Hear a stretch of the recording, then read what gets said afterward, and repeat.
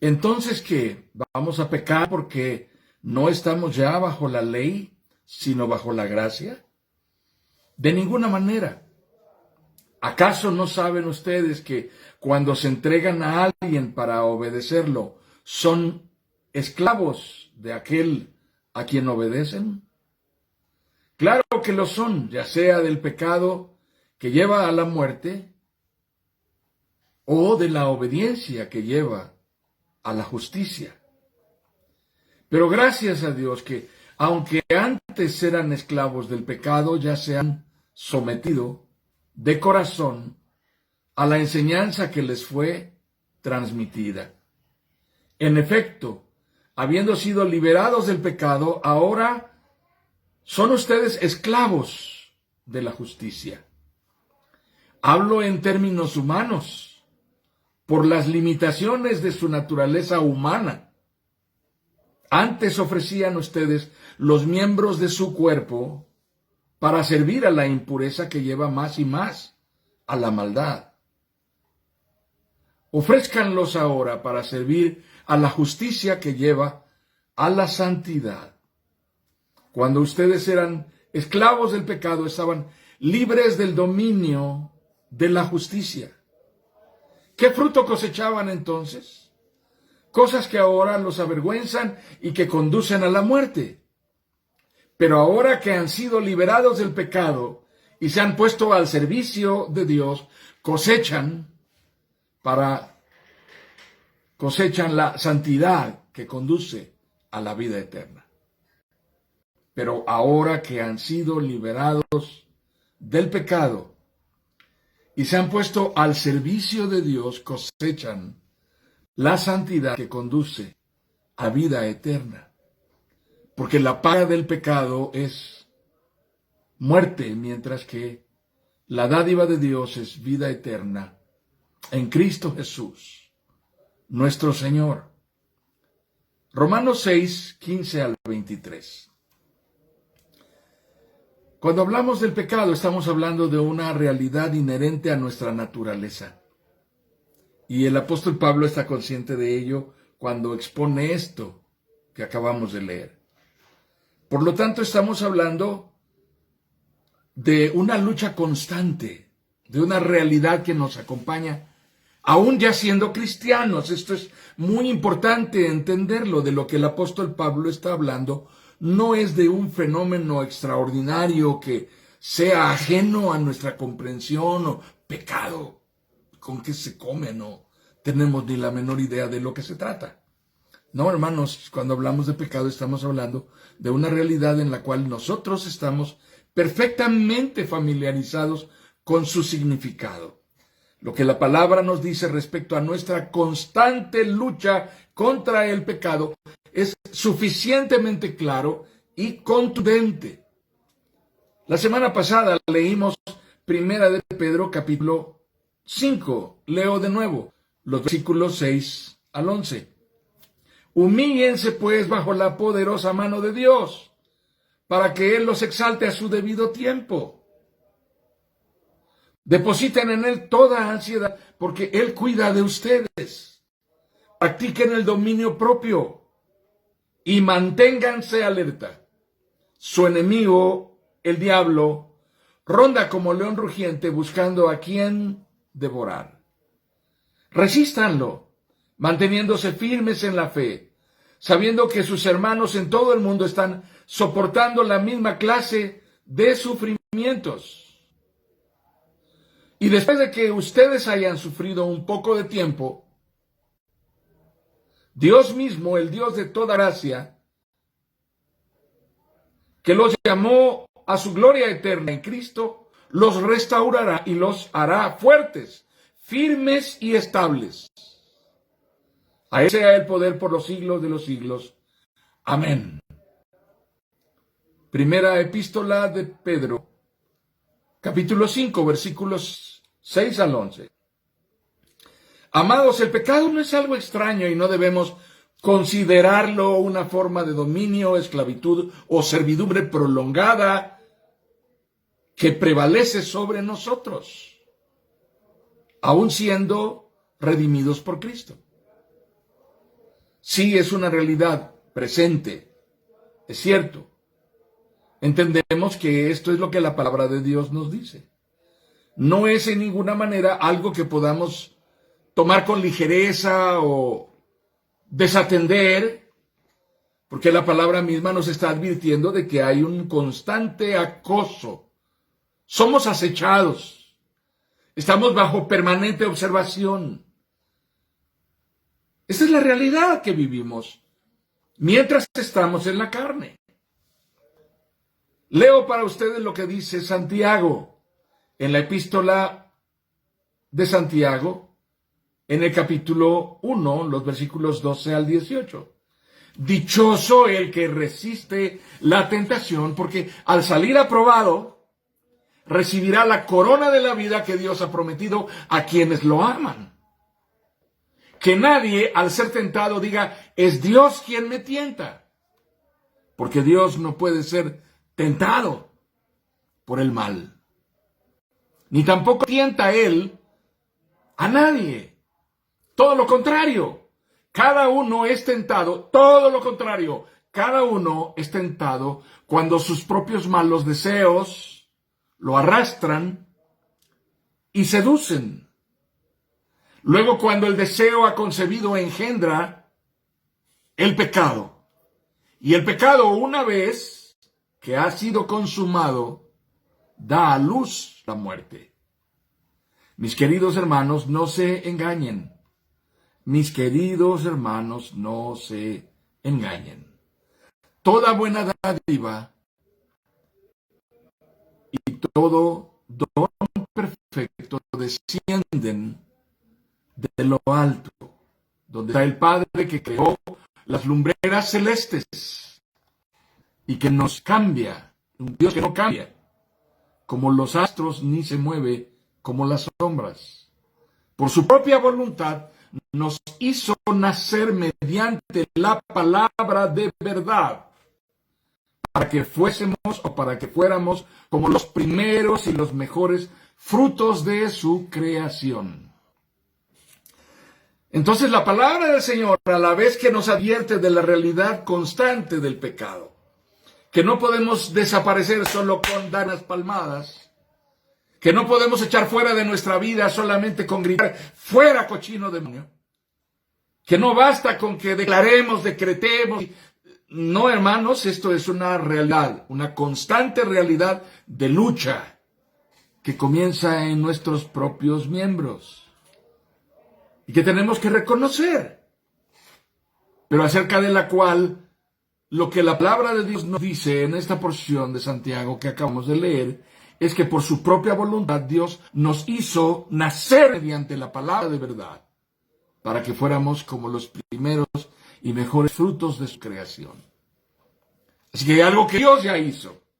Cuando hablamos de santificación hablamos de algo que Dios ya hizo, al mismo tiempo que hablamos de algo que está en proceso de cumplirse, algo que está sucediendo en nuestra vida, algo que Dios ya se ocupó de hacer y algo de lo cual nosotros debemos también ocuparnos en el trayecto de que suceda.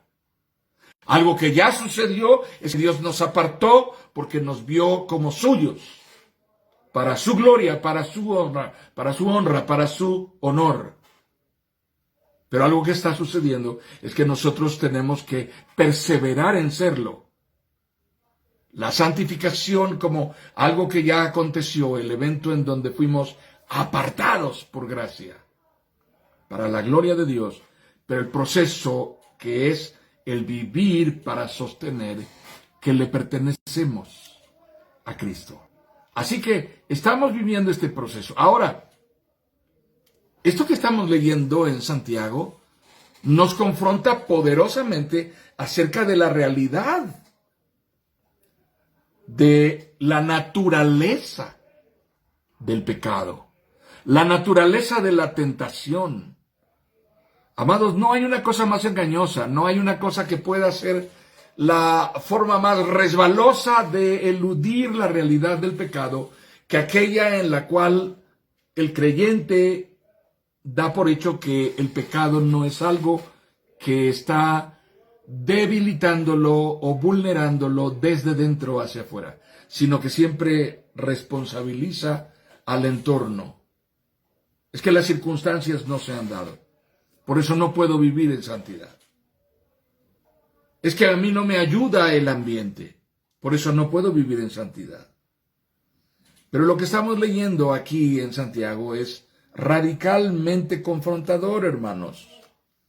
Él nos está diciendo literalmente que Dios no puede ser tentado por el mal, ni Él tienta a nadie.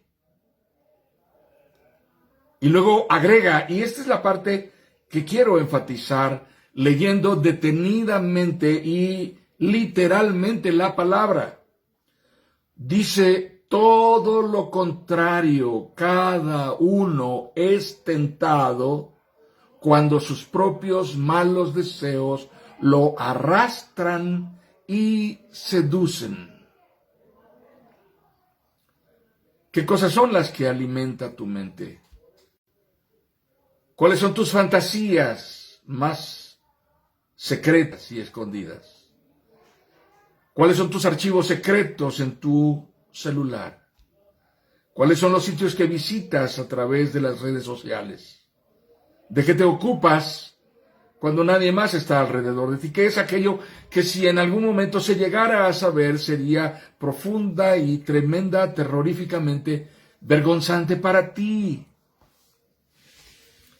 La historia de uno de los apologistas más reconocidos recientemente ha invadido las redes sociales. Él murió apenas el año pasado.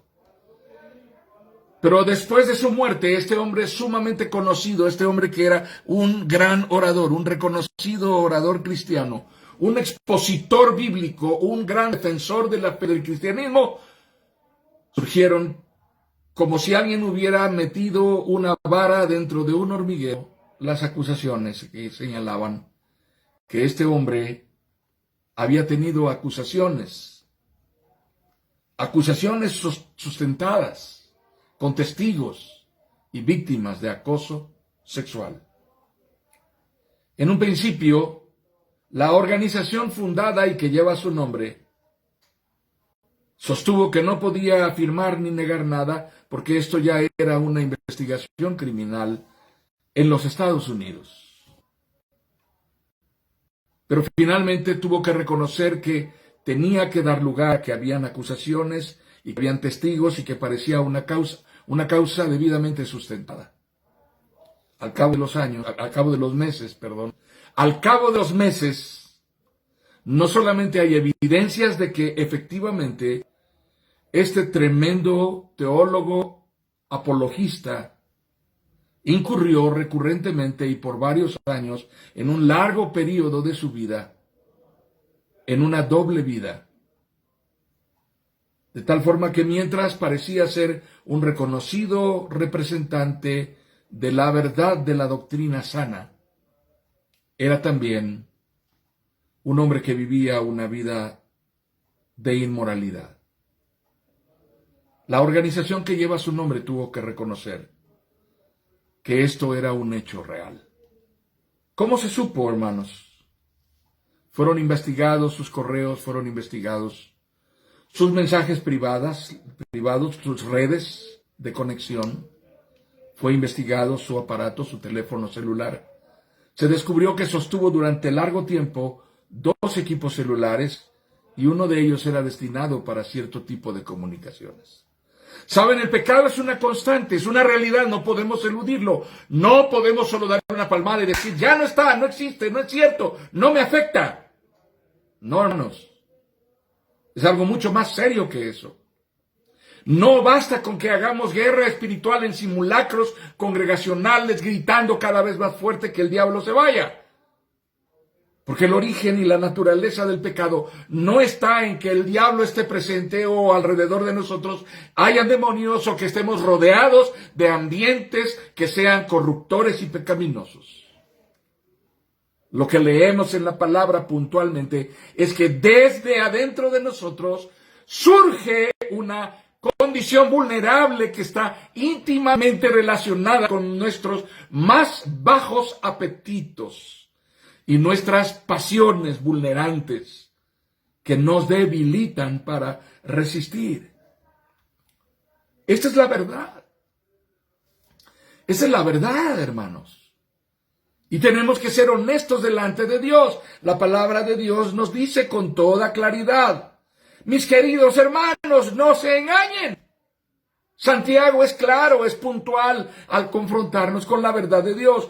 Toda buena dádiva y todo don perfecto descienden de lo alto, donde está el Padre que creó las grandes lumbreras. Amados, no podemos nosotros vivir un proceso de verdadera santificación si no estamos verdaderamente rendidos al Padre en una absoluta pertenencia. Nada bueno ni nada noble proviene de los entornos que nos rodean. El mundo es una influencia demasiado poderosa, demasiado vulnerante, demasiado fuerte. Si no lo reconocemos a tiempo, si no nos damos cuenta a tiempo, caeremos como moscas. Una de las maneras de atrapar las moscas es poner algo que las atraiga. Atrapar las moscas no es difícil. En ciertas temporadas del año, cuando el polvo parece generar moscas con abundancia, en temporadas de calor particularmente, basta con poner un plato con vinagre y un poco de azúcar sobre una mesa, y las moscas acudirán y finalmente terminarán ahogadas. Pero es algo asqueroso observar cómo hay una cantidad de moscas ahogadas en un plato sobre la mesa en donde los demás vendrán a comer. No queremos que eso esté allí. El pecado siempre nos avergonzará, nos humillará, nos hará sentir vulnerables, inseguros, principalmente porque interfiere en nuestra comunión con Dios. Porque es un estorbo, es un impedimento para estar en paz con Dios. Así que tengamos presente lo que la palabra de Dios nos dice con tanta puntualidad, con tanta claridad. Que nadie al ser tentado diga, es Dios quien me tienta. Porque Dios no puede ser tentado por el mal, ni tampoco Él tenta a nadie. Todo lo contrario, cada uno es tentado cuando sus propios malos deseos lo arrastran y seducen. El origen no está en que el diablo camine cerca de mí. El origen no está en que el camino por donde yo ando es lodoso y huele mal. El origen no está en que alrededor de mí hay demasiados pecadores. El origen está en que yo no tengo la capacidad para controlar mis bajas pasiones, mis malos deseos y mi debilidad. Nada me vulnera tanto como el no tener dominio sobre mí mismo. Y cada uno libra una lucha diferente. No estamos en la misma batalla porque no todos tenemos que enfrentar la misma tentación.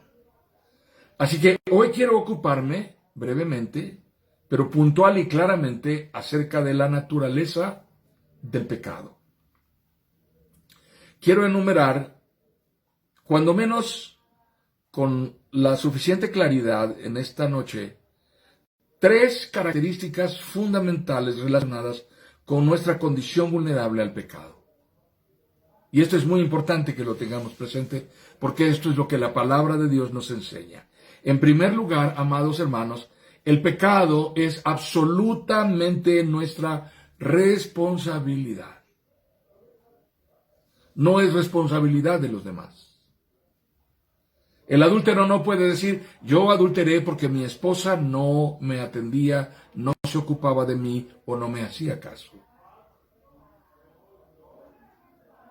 Yo cometí este pecado porque delante de mí pasó esta persona y caí en tentación solo de verla. Yo cometí y cometo este pecado recurrentemente porque parece que todos se ponen de acuerdo para provocarme y alterarme hasta el grado de que me llevan al estallido. Amados hermanos, esta es la gran primera verdad que necesitamos aprender acerca de la naturaleza del pecado. El pecado es absolutamente nuestra responsabilidad. Ningún homicida puede argumentar delante de un juez que la culpa la tiene el diablo. Señor juez, yo amaba a mi suegra, le juro que la amaba con todo mi corazón. Yo no sé cómo fue que ese día, en medio de una discusión, Satanás se me metió, tomé el bat, le di 47 batazos y la pobre mujer murió. No lo pude evitar. Todavía me incliné sobre ella para darle respiración y no logré. Pero fue el diablo. Eso no lo cree ningún juez. Nadie es exculpado por haber sido poseído por Satanás. Amados hermanos, tenemos que ser honestos delante de Dios. El pecado es absolutamente nuestra responsabilidad. Cuando hablamos del pecado y de la realidad del mal, solemos expresarnos como si se tratara de algo que desconocemos en su origen, con lo que no tenemos ninguna relación. Pero hermanos, esto es falso. Esto es completamente falso.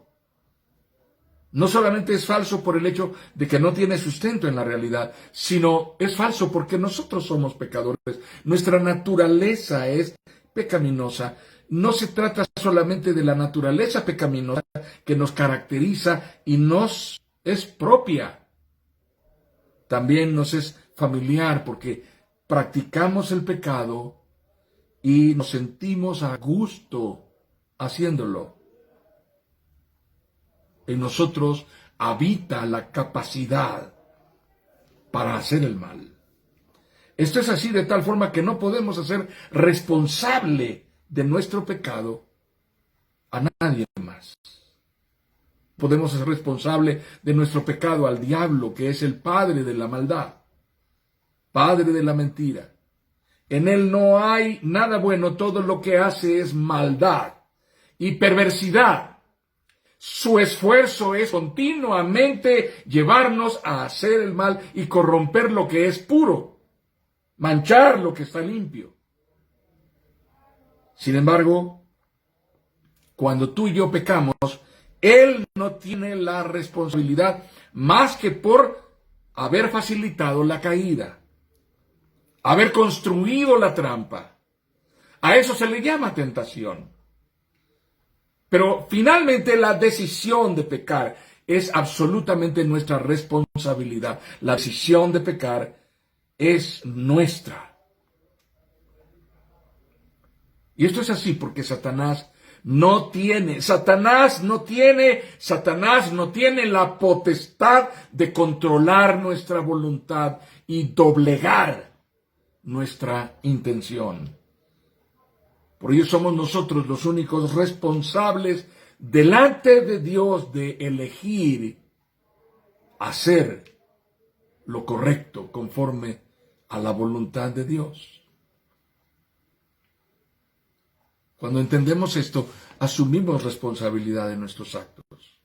Un esposo es incapaz de reconciliarse con su esposa y restaurar su familia mientras no tiene la capacidad de ser honesto y decir: es cierto, yo he sido, yo fui.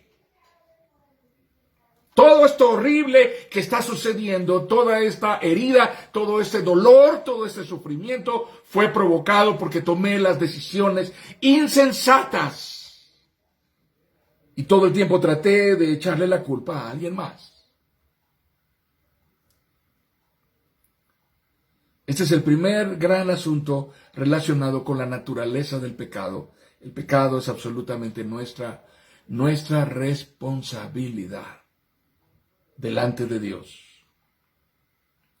En segundo lugar, es indispensable que reconozcamos que solo somos vulnerables al pecado a partir de nuestras propias debilidades, de nuestros apetitos insanos, de nuestras pasiones y nuestros deseos bajos. Solo somos vulnerables al pecado a partir de nuestra vileza,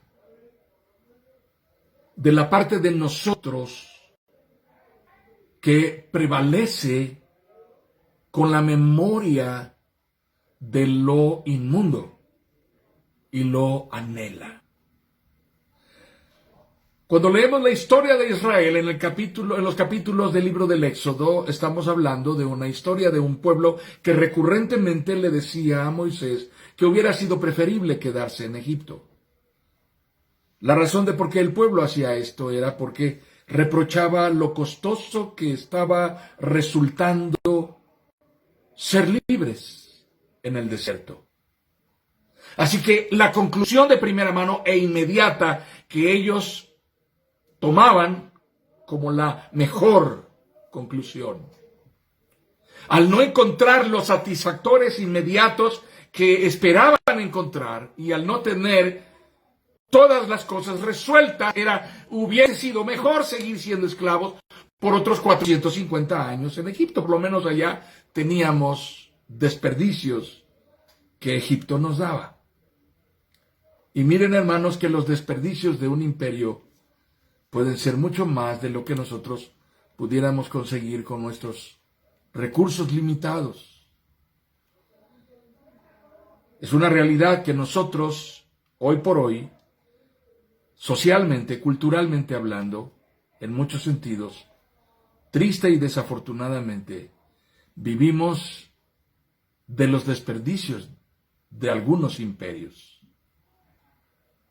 ¿Cuáles son las ideologías que se consumen en nuestros entornos? ¿Cuáles son los patrones de comportamiento que importamos? ¿Cuál es la música? ¿Cuál es el arte? ¿Cuál es el cine? ¿Cuáles son las expresiones artísticas? ¿Cuál es la cultura, la ideología que se importa hoy día?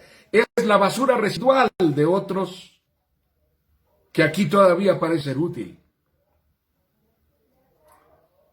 Pues esa es una realidad. Nosotros miramos hacia atrás y encontramos que hay basura que puede servirnos para satisfacernos en determinadas circunstancias.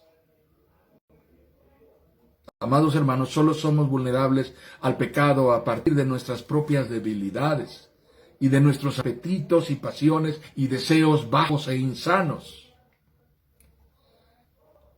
Volviendo a la historia del Éxodo, cuando vamos al capítulo 10, primera a los Corintios, encontramos una historia impresionante, porque es la interpretación rabínica que el apóstol Pablo hace de la historia de Israel a lo largo del desierto, y él dice que el pueblo de Israel caminaba por el desierto, pero que su corazón estaba en Egipto todavía. Y que las cosas que le sucedieron para aleccionarnos a nosotros hoy día, para que no deseemos como ellos desearon, y para que no codiciemos como ellos codiciaron, y para que no queramos volver como ellos quisieron volver. La palabra de Dios es dura cuando reprende la impureza residual que prevalece en nosotros y que en ocasiones alimentamos y nutrimos y que nos hace caer y nos avergüenza delante de Dios. El perro vuelve a su vómito. El cerdo lavado vuelve a su revolcadero. Ambos hallan alguna forma de satisfacción en hacer eso. Pero la palabra de Dios nos dice esto para reprendernos y llamarnos a la integridad y a la pureza. El pecado, distinto a lo que muchos creen, no tiene una causa externa. Eso significa que se nutre de nosotros mismos, amados hermanos. Se fortalece desde nuestro interior. Somos nosotros quienes le damos al pecado y a su autor original los elementos para vulnerarnos y hacernos caer. Desde dentro de nuestra condición es donde se atrinchera la tentación. Desde allí nos ataca. Desde allí vulnera nuestro sistema de resistencia. No seremos capaces de enfrentarla si vivimos una vida controlada por nuestras bajas pasiones y nuestros apetitos carnales y mundanos que demandan más y más de nosotros. El pecado no nos es extraño en ninguna forma, amados hermanos. Somos comunes a una naturaleza caída y habita en nosotros. Nuestra condición humana no cambia cuando venimos a Cristo, excepto en el estado que tenemos frente a Dios. Esto es porque pasamos de estar bajo condenación a ser perdonados y reconciliados, redimidos y adoptados como hijos de Dios, fiel, soberano y misericordioso por la sola gracia de Jesucristo mostrada en la cruz. El sacrificio de Jesucristo es eficaz, pero la debilidad es persistente en nosotros y mientras nosotros no la ahogamos, seremos más vulnerables recurrentemente. La idea que tenemos de la tentación suele ser equivocada. Pensamos que Satanás cada vez ofrece una nueva tentación, diferente cada vez, para hacernos caer. Pero las abuelas tienen razón cuando usan ese refrán que dice, es la misma gata nada más que revolcada. Satanás es un engañador experto. De manera que lo que hace es mostrarnos siempre la misma tentación, solamente maquillada de una manera diferente. A veces la presentará con una apariencia y en otras con otra apariencia. Pero él usará los ingredientes que nosotros le proporcionemos. Es como si alguien estuviera tejiéndonos un suéter con el hilo que nosotros le damos. Eso es la tentación. Y hay una tercera verdad que es muy importante tomar en cuenta y quiero que lo veamos como el aspecto más esperanzador, el que más aliento, vigor y fortaleza puede proporcionar a nuestra vida, porque el propósito desde el principio de hablar del tema de la santificación no es que una vez más terminemos de oír esto estando interiormente profundamente frustrados, porque es algo que está completamente fuera de nuestro alcance. El propósito de detenernos para estudiar esto es que tengamos aliento renovado y esperanza, fundados en la obra soberana del Espíritu Santo. Número 3, amados hermanos, el mayor riesgo para caer en pecado se da en una vida espiritual débil, mediocre, de mala calidad, en crisis, en abandono, una vida espiritual que se está viviendo con apatía, con indiferencia, con menosprecio.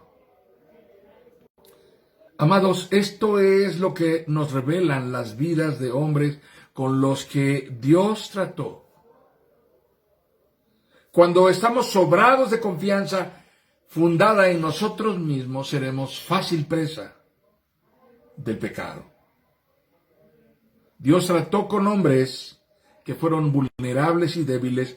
La Biblia es una bendita obra que nos describe a sus personajes sin maquillarlos. No hay en la palabra un interés de aparentar lo que estos hombres no eran. Dios nos habla acerca de estos hombres, mostrándonoslos tal y como verdaderamente eran.